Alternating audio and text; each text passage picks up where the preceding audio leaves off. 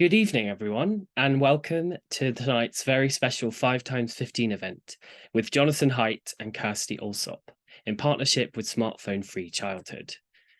With so many of us glued to our screens, it can seem harder now than it's ever been to reconnect with what's important, to rediscover time spent in the real world. But as we're about to learn, there is another way. Published to huge acclaim earlier this year, Jonathan Haidt's instant bestseller, The Anxious Generation, has galvanized a global movement seeking change around smartphone usage. It cites smartphone usage as one of the most significant factors in the epidemic of mental illness among adolescents, and it's changing the conversation around teenage mental health. We're so pleased that Jonathan is joining us today from New York to discuss his work with the brilliant Kirstie Allsopp, presenter of Location, Location, Location, Love It or List It, Kirstie's Handmade Christmas, and a great advocate for these issues. I'm sure you'll have lots of questions for Jonathan today. You can post these in the Zoom Q&A box at any point during the event. We'll get to as many as we can in the last 15 minutes or so of the conversation. You can also order your copy of The Anxious Generation from the wonderful New.1 bookshop. More information about how to do that is being posted in the chat. Finally, we'd like to thank our partners today, Smartphone Free Childhood, a grassroots movement on a mission to protect children from the harms of smartphone and social media. You can find more information about their important work in the chat as well. So without any further ado, a very warm welcome to Jonathan and Kirstie. Over to you. All right. Well, thanks so much, Jack. And thank you, Kirstie. I'm so pleased we get this chance to talk. You know, when you had your big moment I was going to say spotlight, but I suppose it's crosshairs. Yep. For letting your son out. So many people were mailing me the article, say, "Oh, you got to talk to this woman. You got to talk to this woman." So for the audience, I think what we're going to do here is this. I'm going to just give a brief overview of why was there this madness surrounding Kirstie's simple parenting decision? Where are we with Gen Z, with people born after 1995? And then we'll get into what Kirstie did, and then we'll interpret that in terms of like what's going on with parenting and free range kids. So and then I think we'll stop by 45 minutes after the hour and we'll both respond to questions from the audience. So the big picture is this. In both of our countries, in the US and the UK, teen mental health was fairly stable from the late 90s to about 2010, 2011. There's really not any sign of any trend, any big thing happening. And then all of a sudden, around 2012, 2013, it's as though someone turned on a light switch. And girls in particular, girls in both of our countries began checking into psychiatric emergency wards. They began cutting themselves, overdosing on psychiatric medications. It was a very, very sudden dawn of a youth mental health crisis in both of our countries. And I begin to touch on that in my previous book, The Coddling the American Mind, but I didn't know whether smartphones had anything to do with it. I did talk about overprotection in that book. Well, it turns out, since I've been studying that ever since, it turns out it's not just the US and the UK. It's actually also Canada, Australia, New Zealand. All 5 of these main Anglosphere countries are identical. It's stunning. It's bizarre. But we all experience the exact same mental health trends at the same time in the same way. Boys are doing badly too, and I hope we'll talk about that. But in terms of the very sudden increase in anxiety and depression, that's sharper in girls in all of our countries. It's also happening in Scandinavia. Less so in Southern Europe and Eastern Europe, and we can come back to that, the role of community and binding people in. But it's a giant sociological and mental health mystery. What happened to our kids, especially girls, in the early 2010s, and how did that set us up for a decade of weirdness and a generation that's having a lot of trouble making the transition to adulthood now? So in The Anxious Generation, I proposed a very simple formulation. We have overprotected our children in the real world, and we have underprotected them online. And almost all of the conversations I've had whenever I talk with journalists, we spend almost all our time talking about smartphones because everyone sees the weirdness of our kids hunched over. Everyone sees the problem with smartphones. And that just requires us ultimately to take away certain technologies from our kids. The harder part is how do we get over the overprotection in the real world? Because that requires us to overcome our fears. We have to let go. We have to let kids explore the real world. So this is the hardest one. And this is the one that doesn't usually come up as much in my conversations. So that's why I was very pleased to accept this invitation to talk with Kirstie, because Kirstie was, the news item for a number of days because she let her son Oscar take a train trip, and she had the audacity to write about it. And this is exactly what happened to Lenore Skenazy back in 2009. She is an American journalist who wrote the book Free Range Kids. She let her 9-year-old son ride the subway in New York City, and by himself. He wanted to try to get home by himself. And he did, and he was thrilled, and he was excited, and she wrote about it. She's a journalist. And boy, was there a storm! And she was called the worst. She was called America's worst mom. How dare you let your son ride the New York City subway? He could have been abducted. He could have been pushed onto the tracks. Anything could have happened to him. And so Lenore went on to write a book called Free Range Kids, and that really influenced me and my parenting. So anyway, as I said, our countries are twinned. We're going through the same things. So let's work through the case of what happened to you, Kirstie. Tell the story of what happened and why you did it. Why did you let Oscar go on this trip? I let Oscar go on this trip because that is traditionally what European children do after. As you know, in the UK, we have these things called GCSEs, which are exams you take at 15, 16, and then you stay at school for another 2 years and do your A-levels. And it's traditional for kids to do something really special and independent after this set of exams. That might be going to a festival. It might be going to a holiday island in Greece. It's all sorts of things. And it's not necessarily, it's something that's across the board. Obviously, each trip depends on the finances of each family, but it's very common. When I was younger, after GCSEs, we all traveled. All my friends traveled. That's what happened. So when Oscar came to me and said, I want to go on this interrailing trip, it never occurred to me to think it was strange, because that's what we'd all done. He's young for his year. His birthday is the 21st of August. So I've always had to swallow that a bit and bear in mind that he's going to be younger when he does things than other kids. Either that, or I ban him from doing things with his cohort, which would be very unfair. He's very sensible. He's traveled quite widely. He had a period at school in Switzerland. He is the youngest of 4 boys. He's competent and confident. And I felt that, there was no reason to say no. He's never been in any kind of trouble. He's never given me any reason to doubt his ability. So he went on this trip. He started off in Paris, where there was the Olympics. Then he went to Amsterdam. He went to Barcelona. He went to Belgium. He went to Berlin. He went to all over the place. And this was all with a friend. This was all with a friend who was over 16.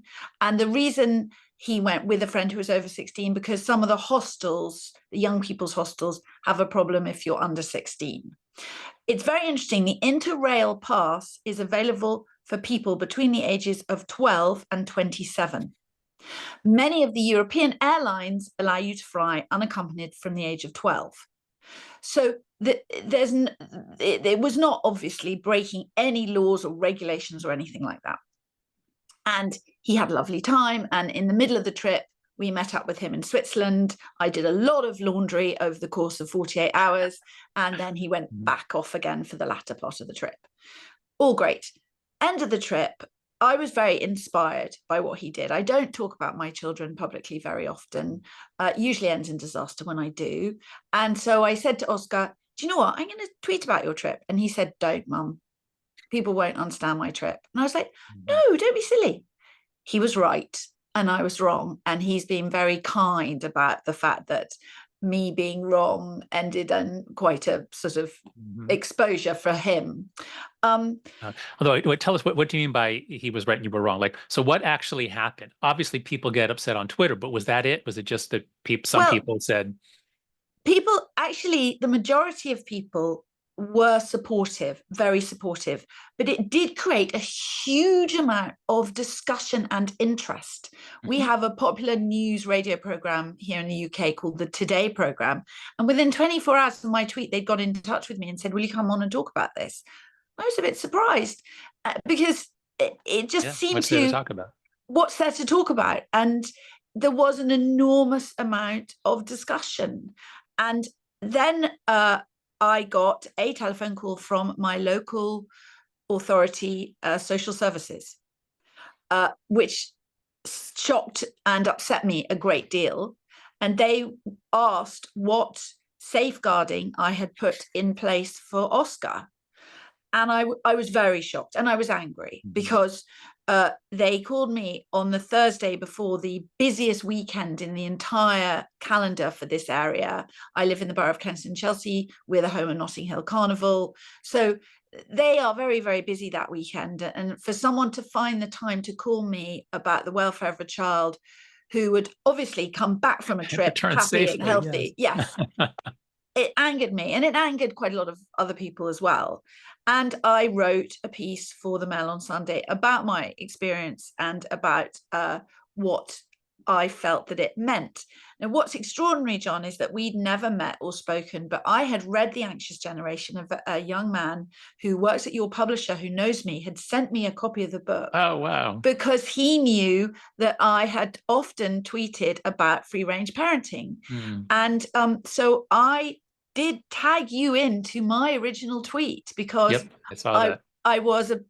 I believed in what you were saying, and I believed in what Lenore was saying, and I have, in all, I've got two stepsons who are now 25 and 22, and I have two sons of 18 and 16, and I have always believed that the way in which I was brought up, which was to be able to widely go around the lanes of Wiltshire in the countryside on my bicycle with my brother, free as birds, was the right thing, and that children could only learn by themselves, that because they have to have their own experiences, much as we might want to learn with them or for them, much as we might want them to learn from our mistakes, they can't.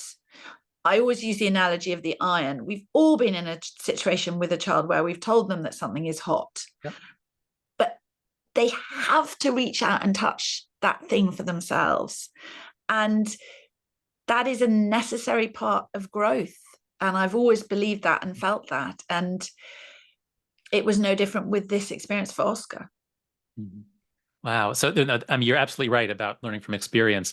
We can lecture our kids all we want, but human beings, our brains are neural networks. We engage with the world, and it's when we get feedback, especially about success and failure, that's what tunes us up. Lectures go over our heads. At the same time, we are learning from adults by just having a sense of what are they doing, and sort of what is the right way to behave in our culture. And unfortunately, that's what a lot of our kids have lost, because we don't let them out to observe adults, to observe what happens in the world. We keep them home with us. And then we put them in front of a screen where now they're getting tuned up by, random weirdos on the internet who are selected by algorithm on a social media platform. But let's just dig a little deeper into your story. You said that it was normal when you were young for 16-year-olds to go interrailing across Europe. And it was normal to wander around your town and, play ball and go to the candy store and things like that, as it was in America. Now, in America, we have a lot more crime, and we had a huge crime wave here in the 70s and through the 80s. It ended in the 90s. So I grew up, all people my age and younger, we grew up during a giant crime wave, but we all went outside and played. Tell me what happened in the UK. Are you telling me that was it like a gradual drop in both in a small town like yours or in London or other cities? Like today, do you still see kids out playing, or has that changed? Has that gone away? You don't often see unaccompanied children, to be honest. My children did walk to school, and they had other friends who walked to school. But we've never had, because of the ways that our houses are with all the gardens at the back, we haven't had that front yard culture that you've had. But children used to walk to the shops by themselves. And I became aware, particularly because friends of ours used to come and stay in Devon, and we had a local sweet shop, and I used to let the children walk to the local sweet shop as long as they were two together. That was fine. And I did actually one day come home, and the boys were walking back up the drive, and they were in their pajamas. I put my foot down at that point. I said, boys, it's absolutely fine. you're not to go in your pajamas. But I saw what would happen is people come and stay, and I would say, oh, the kids are going to go and, go to there was a playground very near to where the sweet shop was. And parents would be surprised at that and anxious about it. Yeah.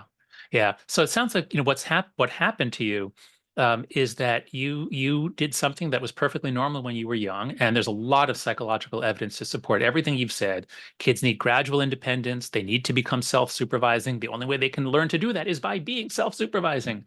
In America, kids come to college at the age of around 18. They come to university.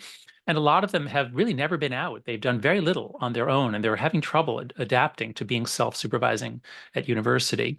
But it sounds like in the UK, as in the US, you have people who have not seen an unaccompanied 8 or 9-year-old in 20 years. No, and it exactly. freaks them out. It freaks them out. From what I hear, it sounds like the anger goes especially to mothers. So if a father is, exposing the kid to risk, oh, he's toughening him up. But there seems to be a real, like almost a cruelty in savaging mothers who don't anticipate every possible threat. Do you feel that in the UK? Well, it's extraordinary that you say that, John, because this is the first time I've said this. I was amazed by the fact that I got so few messages, and it's as if he was. Well, no, it was just that people didn't ask what his father's opinion was on the episode. As if I'd made that choice all by myself and not discussed it. I am definitely the more cautious of the two of us. My partner is 10 years older than me. He was the youngest child in his family, and his parents were both immigrants. His father was brought up in India, his mother in South Africa, and they were very robust parents. His father joined the Arctic convoys when he was 16 at the end of the Second World War. So, and my mother-in-law traveled over here from South Africa. So, we are definitely more cautious than how, yes. But it was, you're so right. It was so focused on my mothering choice, and nobody said, what about his dad? What did he think about it? That's right. And so that's what that's what we're trying to do at Let Grow. So I'll just add in, as I began to see how serious this problem was in the United States, I went to Lenore Skenazy with a friend, Daniel Schuchman, in 2017, and we said, Lenore, you've got this great book, Free Range Kids. You've got the right message. This is what everyone needs to hear. We have to give you a bigger platform. You can't just be an author with a book traveling around now and then. We need you to have an organization. And so we co-founded Let Grow. So if people go to letgrow.org, we have, it's Lenore Skenazy is the president, and we have all kinds of amazing materials. So, we'll get to that in a moment. Like, what can you do to change the culture? But that's what we're after. We're trying to make it safe, normal, legal, and fun to give kids independence. And it sounds like your son had a blast and came out better for it.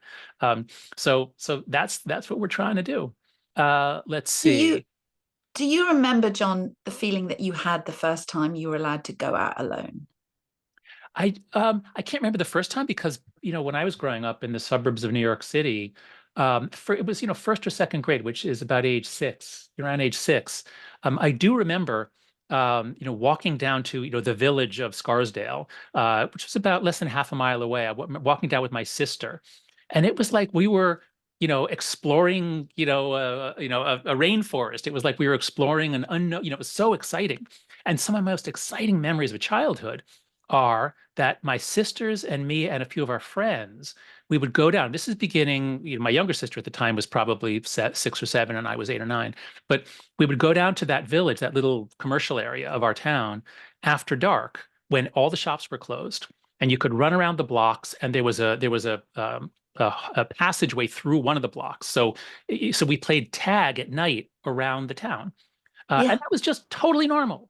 And those are some of the most thrilling memories. I also remember other things that stand out are my best friend and I, this is probably about 4th or 5th grade, so about 9 or 10 years old. We cut through a church parking lot, and the kids in the church school didn't like that. And they taunted us and threw rocks at us, and we threw rocks back at them. And boys being boys, we agreed, how about we meet tomorrow and continue this rock fight?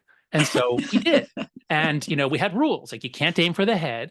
Yeah. But this is what boys need to do. Boys need to practice coalitional competition. You can call it coalitional violence if you want. You can call it sports if you want. But boys really need to develop the sort of the camaraderie, teamwork, and they come together best in competition with others. That's one thing. The other big thing is exploration. All kids are interested in the world, but boys do tend to roam further away. Boys are just more programmed to be interested in exploring the physical space far away. Girls are more focused on the social world. Girls have much more elaborate, detailed social maps of who's related to who, who's fighting with who. Boys were a little clueless about that. But boys love to explore, and that's what I really had the explore bug all the way through. I did my first interrail trip across Europe after university, so I was 21 at the time. I traveled alone for 2 months all over Europe and down to Morocco, and that too was one of the most thrilling things I'd ever done, and I grew so much from it.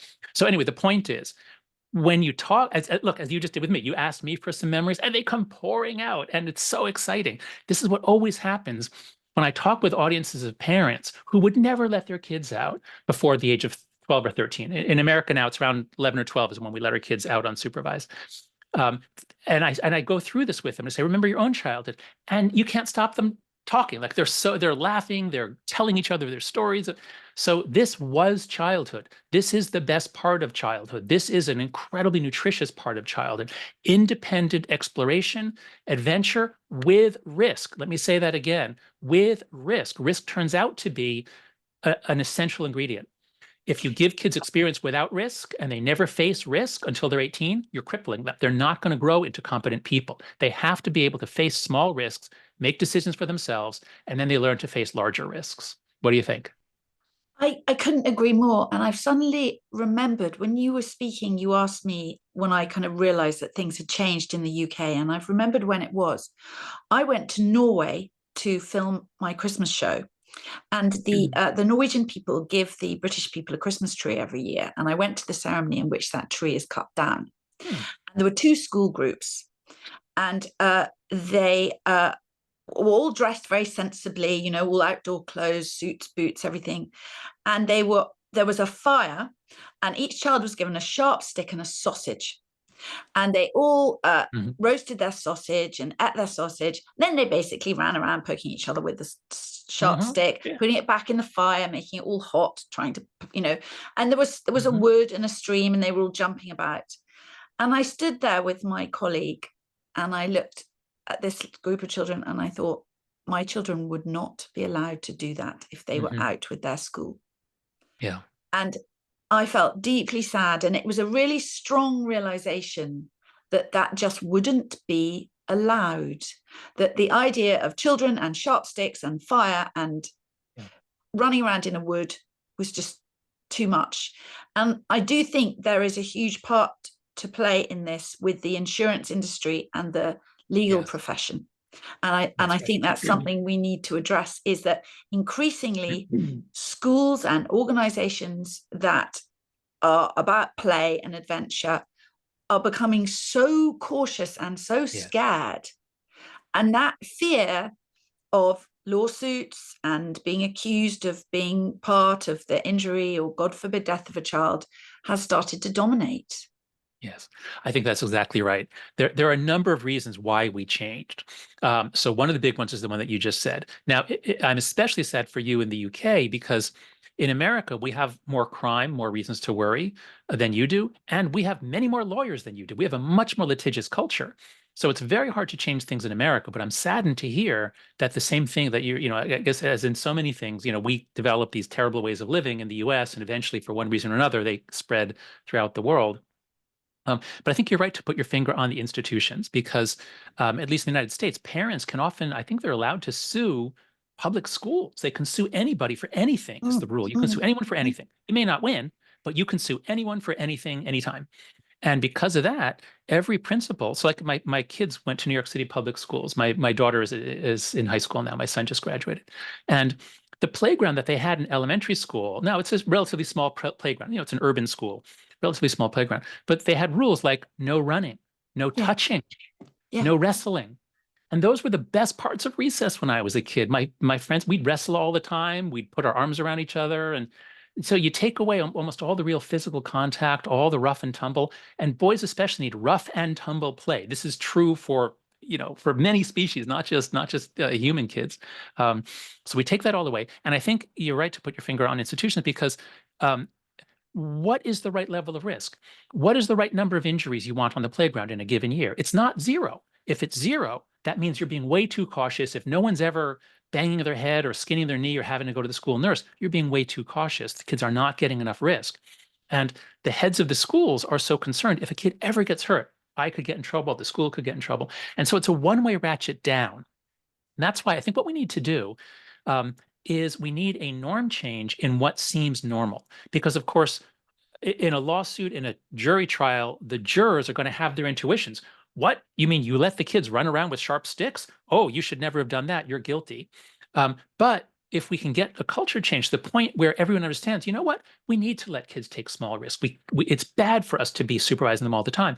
Then maybe we give the heads of those institutions a little room to step back and give the kids freedom, more like Norway.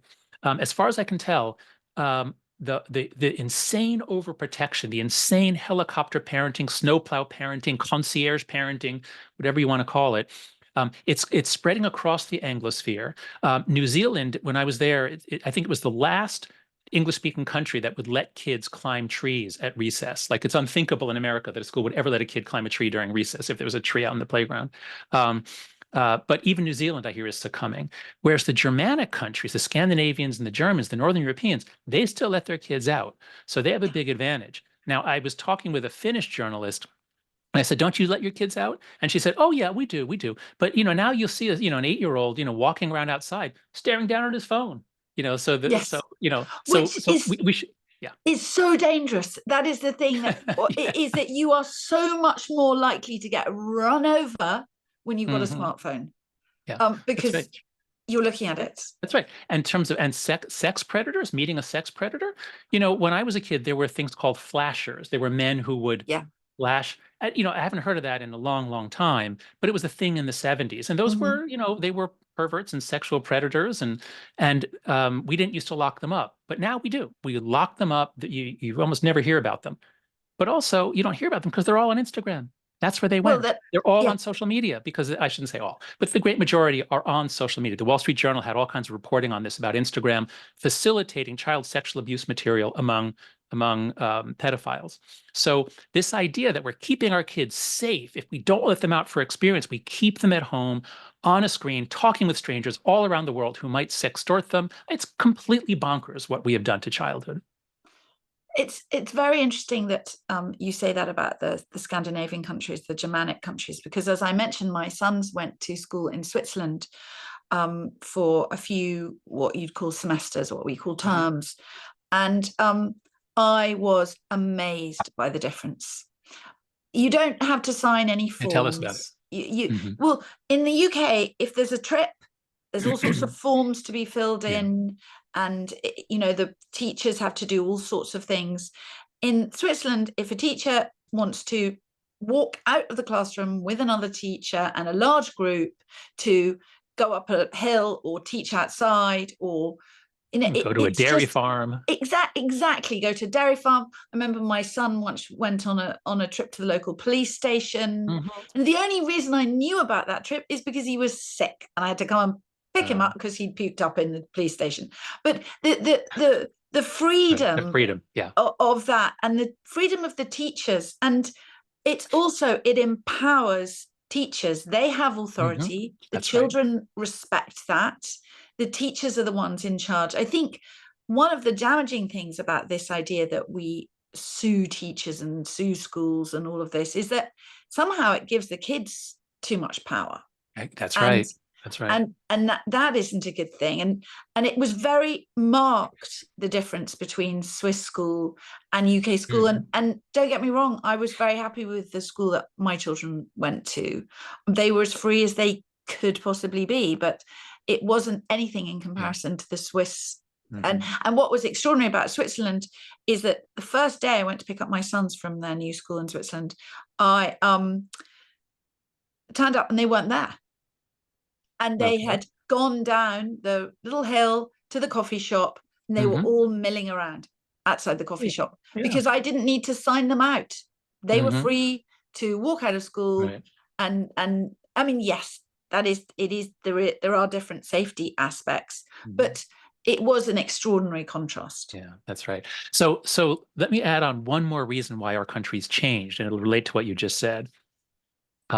So there's a wonderful British sociologist named Frank Furedi who wrote a book called Paranoid Parenting back in like 2000, 2001, something like that.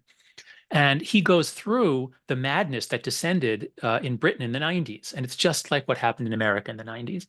And his analysis, he doesn't talk so much about the lawyers. He has this very interesting sociological explanation, which is what happened in the 90s in both of our countries was what he says, the collapse of adult solidarity.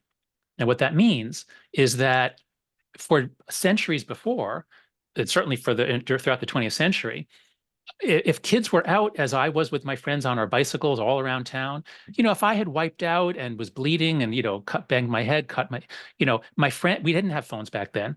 Everybody knew my friend could just like go knock on a door, say, "Excuse me, miss, can you call his mom?"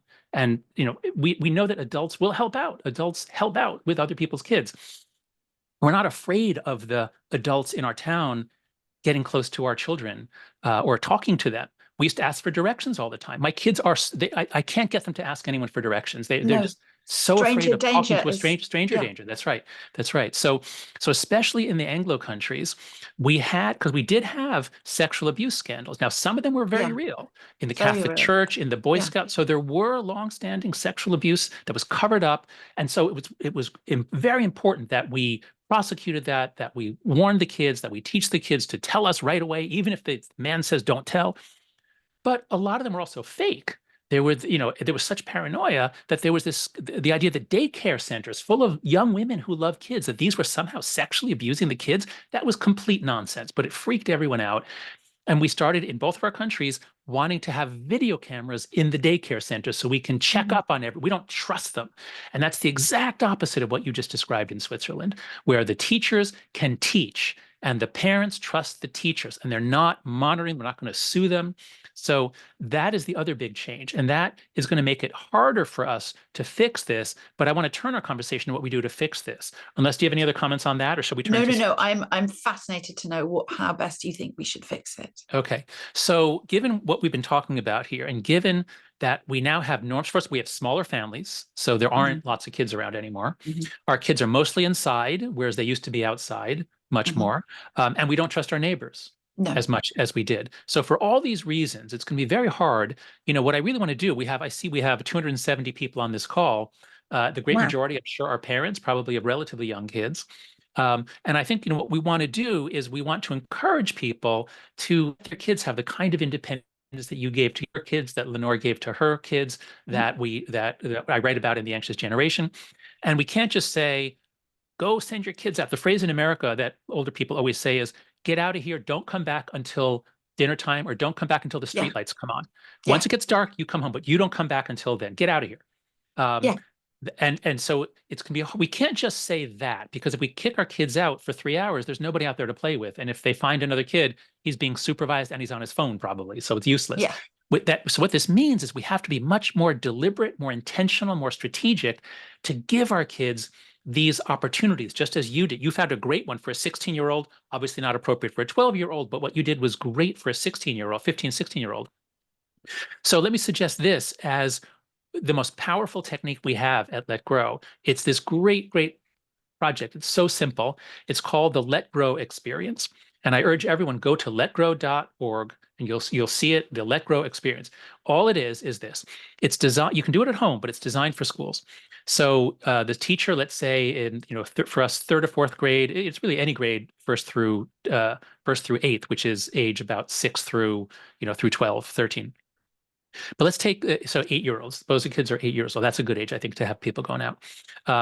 The teacher gives them a piece of paper that says the instructions. And the instructions are, go home, talk to your parents, come up with something that you think you can do by yourself, something that you've never done before, that you can do yourself with your parents' permission, but without your parents. And then we give some examples. Maybe, perhaps maybe you've never walked the dog before by yourself.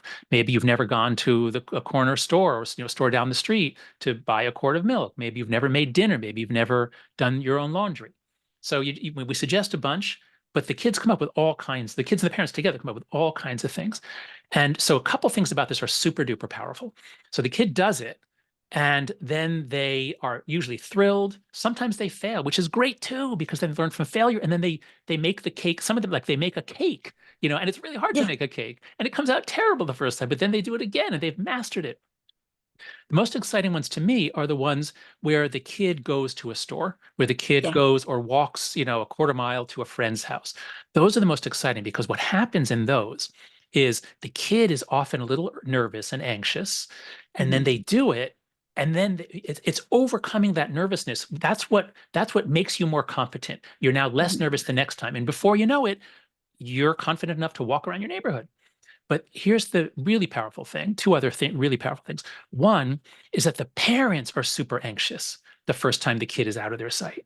And that's very important, because if you're anxious and then your kid does it and survives, and not only that, but they always have the reaction that your son did. It's always, they're so thrilled that they're like jumping up and down. They're so excited when they succeed.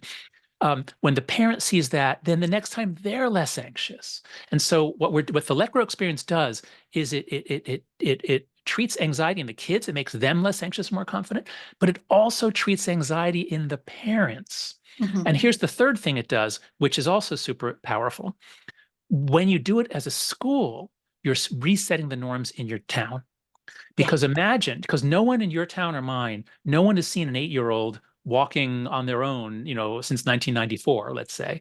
But if a town does this, if all the schools in the town do this for 8-year-olds or 9-year-olds, then suddenly everyone is seeing 8-year-olds walking to the store and paying for a quart of milk or a candy bar and walking home and surviving. And so this is what I mean when I say we have to be a lot more deliberate. We have to have thoughtful interventions to change these norms so that everyone feels the freedom to make their own parenting decisions. In America, many of us are more afraid of our neighbors reporting us than we are of, kidnappers coming to kidnap our kids if they're walking down the street. So do you think that would work in British schools? Can you see them doing that? I think it would be really, really wonderful, and I think it is something. It's very interesting what you were saying. I completely agree that I think doing something alone, or with your sibling or with your dog or with your next door, with a friend is fine. But just going on that first trip I remember when both my boys went on their first solo trip to the supermarket. Were you nervous? Yes, I was nervous. I'll admit something, John. I am quite nervous quite often, and I fight that in myself. Because I did read a lot about the importance of independence when I was younger. I was very homesick as a child. I went away to boarding school when I was quite young, when I was 8, didn't enjoy it at all. Luckily, my mum brought me home.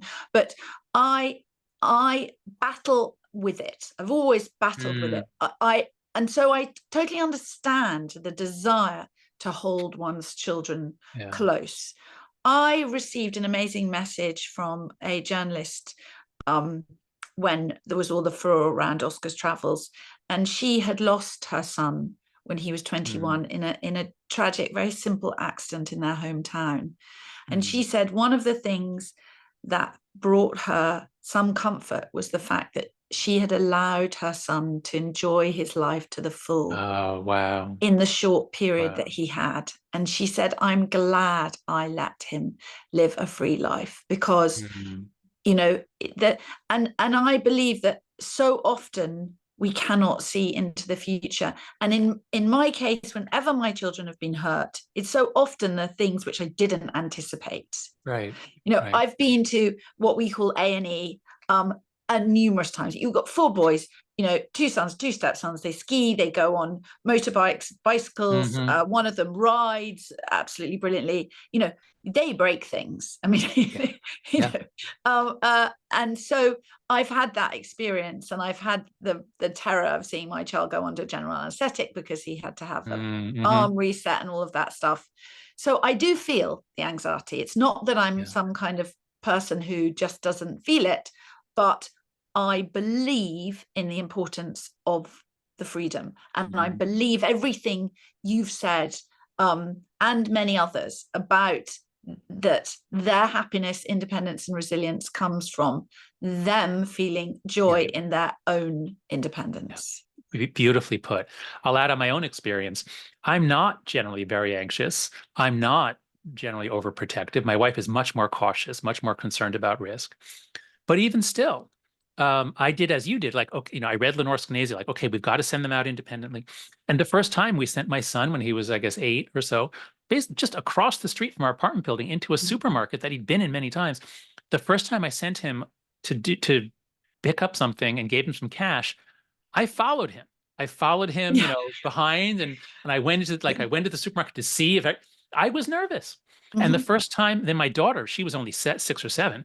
My wife gave her a lunch for me to bring to my office, and which is just 2 blocks away here in New York City. But she had to cross a street which is somewhat busy, and she said she can do it, and we'd seen her do it before, and I was nervous, and I went out and I spied on her because I didn't, I was nervous too. So it's totally normal to be nervous. The first time you let your little bird fly from the nest without you there, it's totally normal to be nervous. And if you give into that, if you take that nervousness as a sign that you're doing something wrong, you don't do it, you're preventing your baby bird from ever learning to fly. Yeah. So we have to change this. We have to change the norm. Now let's just link this a little bit to just briefly to the phone side of things, and then we'll open it up for questions. The main point I want to make here is that, actually, I'll just give. So here are the 4 norms that I talk about in the anxious generation. We all got trapped into this because of what everyone else is doing. We can't let our kids out anymore because no one else does. We have to give our kids a phone when they're 10 years old. In America, 10 or 11. In Britain, 5 or 6. It's insane how your age of first smartphone is several years younger. Terrifying. Yeah, terrifying. Ofcom, when I was there last, Ofcom found 25% of your 5 to 7-year-olds have a smartphone. Yeah. Well, once most kids have a smartphone, then your kid comes to you and says, "Mom, everyone has one. I have to have one. They're making fun of me." So because we got into this mess because of a collective action pressures, a collective action trap, the way out is through collective action. With 4 norms, we can roll back the phone-based childhood. Those 4 norms are: no smartphone before age 14. Just give them a flip phone or a basic phone if you need to contact them, but don't give them the internet in their pocket. 2 is no social media before 16. We've got to raise the age. Governments have to raise the age. Australia might be leading on this of just raising the age. Put some burden on the companies to verify. There are lots of ways they can do that. The 3rd norm is phone-free schools, and this one is thrilling. This is happening all over the UK, all over the US. It really is, yeah. Because the teachers have hated the phones since they first came out. They can't reach the kids. The kids are playing video games and watching porn during class. Yeah. So anyway, phone-free schools is the 3rd norm. And the 4th norm is far more independence, free play, and responsibility in the real world, which is what we've been talking about. Now, the link between them is if you are taking away the phones and delaying so that the kids aren't spending their whole you only get one childhood, and if you spend most of it on a phone, you're missing out on most of your childhood. But if we take away the screens to some extent, we can't just let the kids sit there at home looking at the walls. I mean, yes, they could read books. That would be nice, but they're not going to read books 8 hours a day. No. We have to give them back adventure and excitement in the real world. And if we give them adventure and excitement in the real world from the age of 8 or 9, and they have a smartphone with them, what do? They sit down on a bench, possibly next to another kid, but they're all on their phones. They're not having adventures. They're not playing. No. They're not getting the benefit. So you have to do both sides. You have to do the screen limitations, but you have to replace that with a fun, exciting childhood that gradually gets you ready to be an independent, functioning young adult, one able to travel across Europe at the age of 16. I think that's actually, for Europeans, I think that'd be a very good benchmark. Is your kid ready to take some sort of a train trip on their own at the age of 15 or 16? So I think that's how we do it. Yeah, it's very interesting how many people got in touch with me and said that their child had never, traveled alone. I mean, I had a very cosseted, adored childhood, but when I was 9, my mother had my sister, and my dad was working in London. We were living in the countryside. I walked to the end of our drive, which was quite a long walk. A local lady picked me up who was being paid by a local authority to pick up another child, drove me into our local town, and there I caught the bus from Hungerford to Newbury. That was when I was 9. There is no way on God's earth there is any 9-year-old in the UK or the US doing that today. Not today, but in a few years, yes. Maybe. That's what we want to do. We want to make it safe so that anyone who wants to do it, they won't be alone. We're not going to change everyone's mind in 3 or 4 years. But if we can get 20% of parents to be on board with us, then nobody will be alone. There'll be other kids, there'll be other families, and then your kids won't feel alone. That's when childhood gets really exciting. If you're giving your kid a free-range childhood and you can agree with the parents of your kid's best friends, well, now you got a group, a gang. That is the most exciting thing of all. Yeah. So, okay, we only have, I think, 13 more minutes. Let's take a few questions. And we haven't answered any questions. So, can you see a question there? Let's John? see. Oh, yeah, I can. Yeah, actually, I can click on that. I've got some questions. Okay. The first one, it says, please, could you give some age-appropriate examples of small risks we could give our children? I think they should go to the website, the letgrow.org, and they will.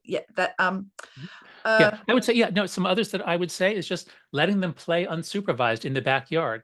Even just letting them play, when they're very young, letting them play unsupervised, in your basement or other part of your house. Just when they're 2, 3, and 4. I'm not saying 2, 3, and 4-year-olds. They can pull down a cabinet on top of them. I'm not saying that, but I think around 7 or 8. I think we should develop a norm of out by 8. Like at 8, kids really can handle it. Give them some responsibility, some chores, some things to do in the world where they're unsupervised. That's the key thing, is that they're unsupervised for at least a little bit, and then gradually you can expand that. I also think one of the things that's happened is we've become very frightened of sharp objects. When I was a kid, I did things with knives. My God, my brother had a collection of pen knives, and that's right. And you hadn't lived until you'd cut yourself quite a few times. That's right. When I was a kid, a Swiss Army knife was my favorite toy, and now Lenore tells stories of families in which a 11 or 12-year-old has never cut their own steak because knives are sharp, so mommy does it for them. Yes, a 12-year-old can handle a steak knife. A 9-year-old can handle a steak knife. You teach them how to do it. The worst thing that would happen is that they would cut themselves. They're not going to die. It's very rare that they'll do that. But as with the burning example, kids can learn how to handle a knife. They've been doing it for literally hundreds of thousands of years. This question is, are all smartphones the problem, or do you think some options are better than others for less addictive usage, etc.? Oh, absolutely. Right. Okay. Just briefly, a lot of people seem to think that the choice is, do you give your kid a smartphone, or are you going to just have them out there and you can't reach them? And I really want to make a big distinction between basic phones or flip phones, which is what the millennials had. The millennial generation grew up with flip phones. You use it to text and call other people. That's it. That's all you can do with it. Text and call other people that you know. Whereas once you give them a smartphone, data just came out from Snapchat, because they're being sued by 30 different states in the US. Their own internal documents showed they're getting 10,000 reports of sextortion every month. 10,000 reports of kids who are or young people who are sextorted. They got tricked into sharing a naked photo of themselves or some other sexually compromising material, and now someone's demanding money. 10,000 a month. And that is a small number, because those are just the ones that are reported to them. And what do they do about it? Nothing. They tell the people, if they respond at all, they say, well, you should block the person. So this is what's insane, is giving our kids a thing in their pocket that connects them to the world. That might sound nice, but that means the world can get to them. Everyone who wants to sextort a child, who wants to exchange sexual photos, it's just completely insane to do this to children. And we're so afraid to let them out in the world because we think they'll be kidnapped. Yeah. I mean, there aren't that many naked people walking up and down our street as there are on any phone. That's right. Yeah, that's right. This is an interesting question, but it's particularly UK. We've recently moved our children into private school, where we have found they're given far more freedom and opportunity to take age-appropriate risk. Why can private schools do this but state schools not? Is it a cultural difference, or do state schools have more red tape around them, which is stopping them from letting children have more freedom? This would lead me to a question of, how do we involve governments and local governments? How do we make this a political imperative? Yes. So what we've done in the US at Let Grow, one of our biggest successes is we drafted a law, a responsible independence law, we've gotten 8 states now to adopt it. The law simply says that giving your child reasonable independence cannot be considered child abuse or child neglect. It's insane that you have to say that, but we put it in law in 8 states, which means that if a neighbor calls the police on you because your son was walking to a park, the state can't prosecute. They can't put you in jail. They can't take away your child. They can't put you into the purgatory of Child Protective Services. So I don't know what the legal equivalent would be in the UK. Weirdly, we've never had a law. There's no law in the UK, which is the youngest age that you can leave a child alone. So we don't have quite the same problem. But a lot of people think there are laws where there aren't any. One of the things that I often talk to people about is, what age did you start babysitting? Yes, that's right. It was 12 for me. Yeah. And what age would you now allow a babysitter to babysit your child? Yeah. And that has shot up. Yeah, that's right. That's completely insane. Let's see. Wait. Oh, what was it gonna? Oh, just tell me up the case of if you drive to a store and you leave your 8-year-old child in the car while you go in for 5 minutes to pick up something. Is that something British people will do and not worry about, or is there a chance you could get in trouble for that? You wouldn't get in trouble for it, as far as I'm aware. Okay, yeah, in the US you can't do that because someone can call the police and, but the child could have suffocated in the car. Well, they could just open the window. My 8-year-old knows how to open a window. So that's good that you don't have that level of insanity as we do. It is extraordinary, the infantilizing of children, the assumption that that's right. Now, John, I've got a question here. It says, and this I think is particularly for you. Hi, how can I get the phone out of my 16-year-old's hands when he is now so totally addicted without it destroying our relationship? Yeah, no, that is a great question. It's one I get a lot because it's so easy to tell parents of young children, just delay, don't let them get into the phone-based childhood. But of course, everyone who's 13, 14 or older is deeply in it. So for that, I would say the thing to do that we all should do is structure. You still get to set the rules in your house. What kids are terrified of is not being restricted. It's being cut off from their friends, being cut off from the social life that is their lifeblood. And so imagine structuring your day like this, having rules like this. The phone, all phones, all screens, laptops, everything out of the bedroom at, say, 10 p.m. Because that's when I'm told that's when the worst stuff happens. The grooming and sextortion. It's especially overnight. The kid is on at night. So all screens out from at 10 p.m. Okay, then in the morning you might say, you don't get your phone until you head off for school, or you don't get it. Because what my students do here at NYU, the very last thing they do before they close their eyes is check their messages and DMs and social media. And then the very first thing when you open your eyes in the morning, same thing. So they're doing it all day long. If we can compress that time so that they're not doing it from 10 p.m. to 8:30 a.m. or maybe they're going to check on their way to school or on the bus or whatever it is. But now you've given them a window of 8 hours, 9 hours in which they're not on. Their brain can begin to adapt to the real world. Okay, now then your kids are in school for 6 hours. Push like hell, push really hard to get your school to be phone free. I see we have a question here about Eton, where the boys are on iPads whenever they want. And of course, terrible things happen. The school must be phone free. That gives them 6 hours. Then after school, what happens? Well, it's looking like the best thing your kids can be doing is team sports. That's always been healthy, but it's physical, it's with a group, and then they can't be using their phones. So now they've basically been off from 10 p.m. all the way through 5 or 6 p.m. the next day. And they come home for dinner. Of course, at dinner, you must have a rule, no phones at all at the table. Even if someone wants to look up something that we're talking about, no, we do not bring out phones at the table. So if you do it this way, now you really just have the evening is what you have to regulate. And, of course, they need their computer for homework. You can let them have the phone for a while. But what we really need to break out of is the always on. In America, half of our teens say that they are online almost all the time. So even if they're talking to you, they're actually thinking about the drama, and then as soon as they can, they're going to weigh in on the drama that's going on. So that would be my main piece of advice. Structure the day to at least keep reducing it, so that it doesn't take over all their waking hours. I might also add, what I'm really guilty of is not practicing what I preach. And that is a problem, I find, because I get messages from work. I use social media for my work. I do at times find it difficult to practice what I preach, and it's definitely something that one needs to have an open conversation with the kids about. Is we're expecting you to be phone free. Yes, we are adults. We have a different relationship with our phone, but let's be honest. We're not always on our phones for work.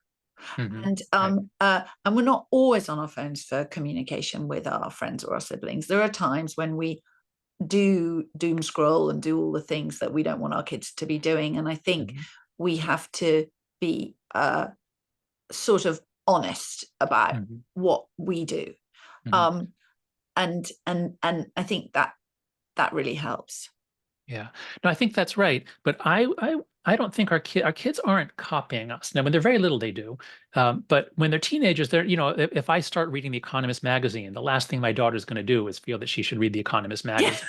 So, but what we do need to model, what I think is very important, is when you're with a person, you're with the person, you don't let the phone interrupt. And so a lot of us do, especially with younger kids, what's called continuous partial attention. They, we're reading a story. Oh, yes, look, the dragon, but we're checking other things. That is a terrible thing to model. That is pushing away the kid. That is showing them that you're not responsive to them. So I think we need to avoid the continuous partial attention. We need to model presence, connection, being with the people that we're with. That I think is very, very important. But I don't think that your kids are copying you just because you do it, even though they will point it out because they're very good legal reasoners, and they will try to get out of something by saying, "But you do it, you do it." Yeah. So no, that's absolutely true. I think that it's the thing about the I recently one of the boys weren't responding. I sent them a text message and a WhatsApp, and I didn't get a reply. And someone said, well, WhatsApp them. They always use WhatsApp to message. Yeah. And so I set up, not WhatsApp, Snapchat. I set up a Snapchat account. Oh my giddy aunt, the number of alerts they send. It is constant. It is absolutely staggering. And I think a lot of us talk about phone free and everything without entirely realizing how many thousands of interruptions. Pushes and interruptions they are getting. That's right. It blows my mind to think. I mean, I can't concentrate with all of that going on. Never mind the kids. That's right. So let's end with this last question here, which is, my 13-year-old feels left out because she's the only one without TikTok, Instagram. I'm not going to allow access. Is there any sensible compromise? To the point that you just made, Kirstie, once you let your kid on, it's going to expand like a gas to fill everything. It's going to have push notifications. My 14-year-old daughter keeps asking for Snapchat because she's the only one. Everyone else in our high school has Snapchat. But as we learned about Snapchat, there's just so much terrible stuff happening on Snapchat. I ask my students, should I give my daughter Snapchat? And most of them say, no, don't do it. And I would say the same to this parent, don't give your kid TikTok or Instagram. Now, what you should do, if you possibly can, is to see if there's anyone else in your daughter's circles who the parents will do this with you.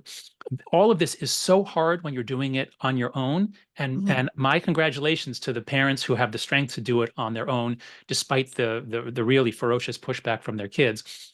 But if you can at all get a small group to do it together, that takes off a lot of the pressure, because what the kids are terrified of is being the only one. Everyone else is off doing something and I'm isolated. So I would urge that parent who asked the question to hang tough.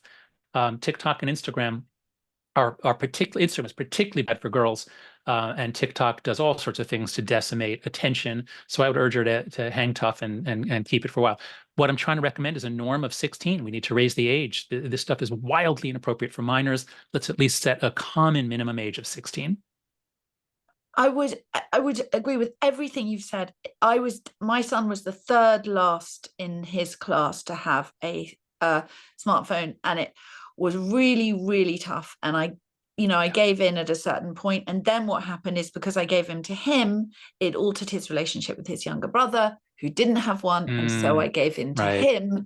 And I am deeply envious of the parents of a child that is now 9 and 7, because I don't think they will go through what we have been through.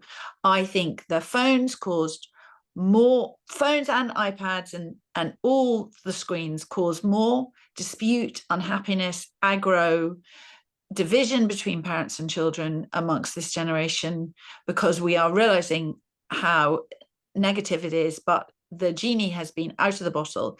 But I do think this is a genie that we can get back into the bottle. That's right. That's right. That's what is so amazing to me. Let's end on this moment, on this note of hope.